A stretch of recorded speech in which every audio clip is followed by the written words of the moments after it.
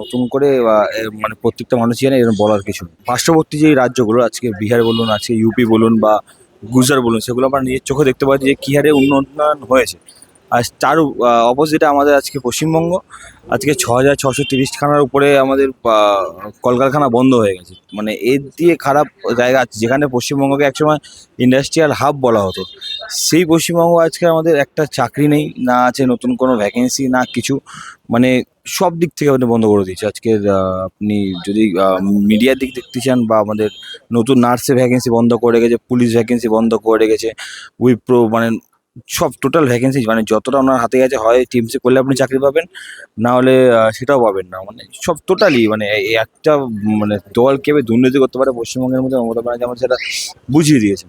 তো নতুন একটা মুখ আমার প্রজন্মের মধ্যে চাই, একটা উন্নয়ন চাই, যেখানে আমরা বিজেপির হাত ধরে নতুনভাবে উন্নয়ন করতে পারি। আমার এলাকায় 5 বছরের মধ্যে অনেক কাজ হয়েছে, যেরকম চুরি, দুর্নীতি, সিন্ডিকেট, চাকরি চুরি, প্রচুর মানে মহিলাদের নির্যাতন করা, মানে এইরকমভাবে অনেক কাজ হয়েছে।